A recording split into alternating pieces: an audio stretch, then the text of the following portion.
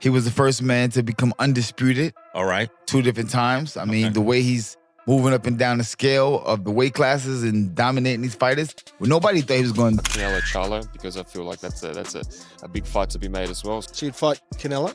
Of course I would. He's a legend. Everything's a possibility, especially when you're at this level right now, at that very 1%. Crawford's very hard to beat. Very hard to beat. I'll be honest with you. When I say Charlo, I say a lot of gaps, a lot of holes. But Crawford, yeah, he's number 1 pound for pound for a reason. But that doesn't mean that he's unbeatable.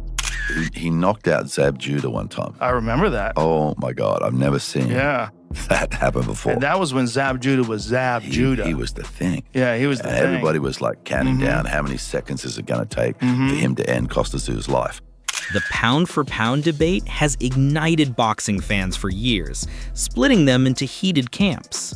But Kostya Tszyu, a legend himself, just dropped a prediction that rewrites the rules of boxing reality. This isn't a casual fan opinion. This is the Thunder from Down Under, a man who knows exactly what it means to conquer a division and sit on the throne alone. I don't want like 4 bouts. Right. Incredible. Yeah. I used to love watching Kostya Tszyu. Oh, yeah, he was amazing. Yeah. He was fantastic. And his son, he's got 2 boys, and they're both up-and-comers at the moment. Yep, yeah. Tim just lost for the first time. And yeah, I watched that fight. Nikita, yeah. Yeah. That was crazy. Crazy fight. Crazy fight. Kostya Tszyu was a murderous puncher. He was fantastic, man. Yeah.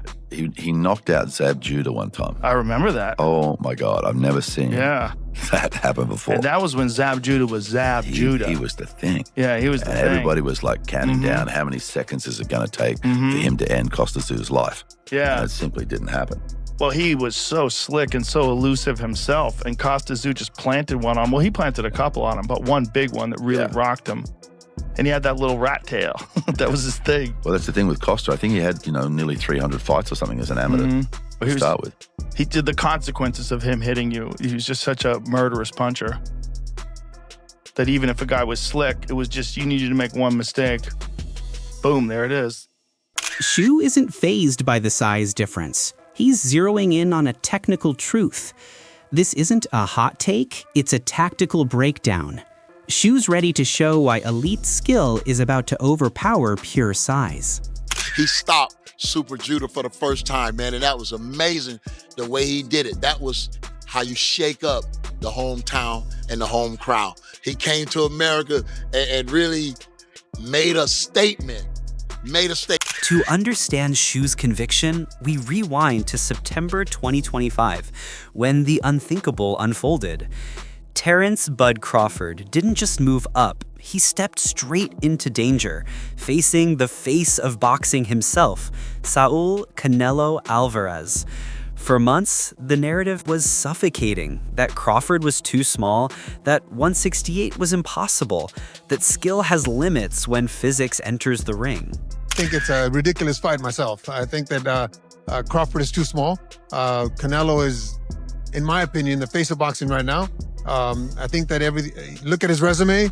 I think it's a good fight for a little while. Crawford's hand speed will, just like when Golovkin fought Kell Brook, the hand speed was evident at the beginning of the fight. But as the fight goes on, Canelo's going to start pounding on him, and I think that the fight ends somewhere between the 9th and. I think Crawford could beat Canelo Alvarez. I think he's too small, but then again, I thought he was too small for Spence. So shows what I know.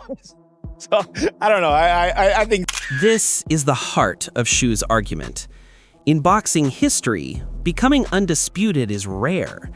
Doing it once is Hall of Fame worthy. Doing it twice, like Crawford at 140 and 147, is legendary. But jumping to 168 to steal every belt from Canelo, that, Tszyu argues, is the accomplishment that puts Crawford above everyone, even heavyweight king Oleksandr Usyk.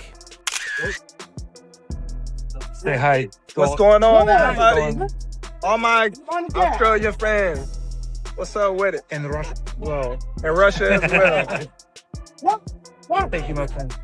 Tszyu isn't disrespecting Usyk. In fact, he praises him. Usyk's resume is elite. undisputed at cruiserweight, then conquering the heavyweights. He defended his throne against Daniel Dubois in July 2025. A pristine 24-0 is undeniable. In almost any era, Usyk would be the unquestioned king. But Tszyu highlights the difference. Usyk defended his territory. Crawford invaded someone else's and beat the monster in his own backyard. Are you aware, I assume you are, but let me ask, of the old adage in boxing, the great big man beats the good big man beats the good little man? But that's what they say, but it's not always the case.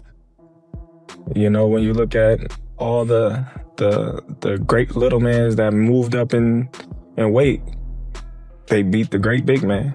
You know, a lot of people, they running with that narrative. Who came up with that?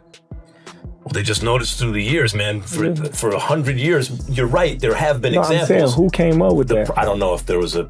See, don't nobody know. Name the person. Don't nobody know who came up with that, and everybody just running with it because they don't know what they talking about.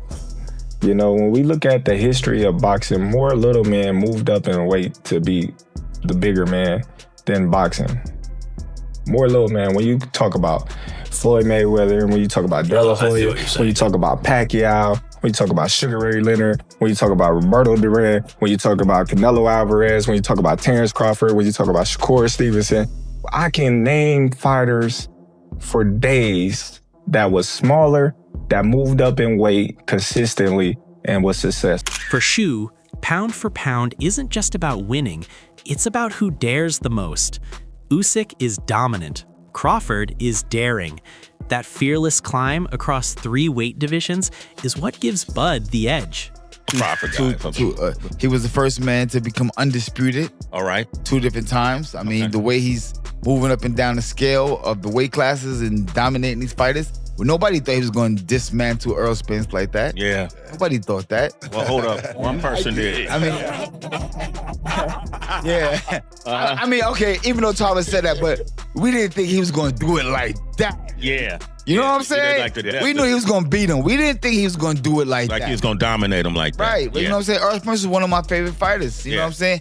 He still is having a tough time coming back around. You know what I mean? So when fighters are doing things like that, that's the level of greatness that I'm saying that we. And you have to consider who Tszyu is. This man was undisputed at 140, the same division where Crawford first erupted onto the world stage. This is game recognizes game. Tszyu sees Crawford and sees himself. Precision, timing, and absolute punishment for any error. The most exciting power puncher in boxing history. Don't adjust your TV sets. You're not looking at Tim Tszyu. You're looking at his spitting image, his father, Kostya Tszyu. With 25 knockouts out of 31 wins, this 80% knockout king took the 90s by storm. Only losing once in his prime by an upset, Kostya was handing out NyQuil to everybody in the 90s. This exciting power puncher mixed his Soviet style with the Mexican come-forth style, and it was fireworks. What made Kostya exciting was he was susceptible sometimes to going down himself because his balls-to-the-wall style left him open. But Tszyu would rise like the Undertaker to knock out anybody who floored him. The Thunder from Down Under is one of only 2 men to ever drop and TKO legend Julio Cesar Chavez. Tszyu's one-punch knockout power had people discombobulated with their brain not communicating with their legs. Possibly the greatest 140-pounder to ever do it. What other junior welterweights in history do you think hit harder than Kostya? Tell me.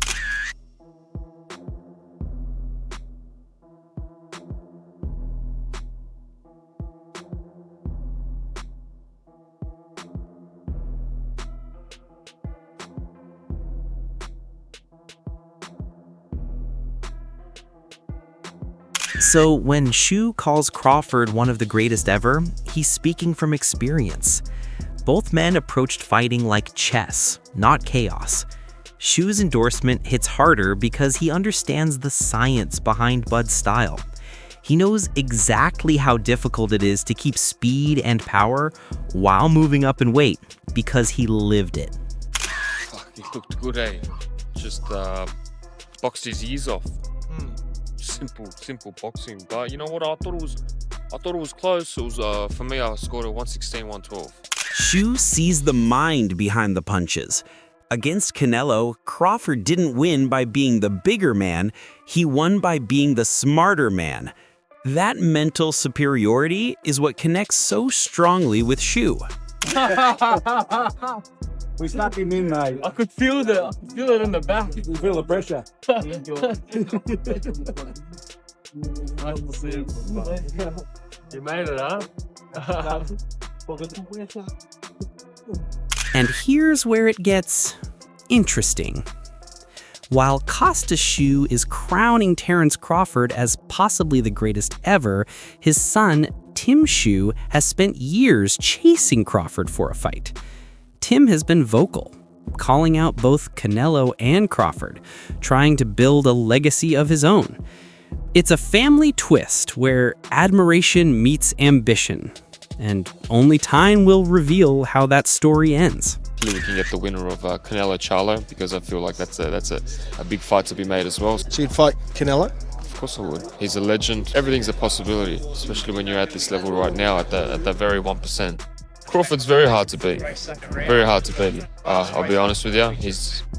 When I say Charlo, I say a lot of gaps, a lot of holes. But Crawford, yeah, he's number one pound for pound for a reason. But that doesn't mean that he's unbeatable. You can always find some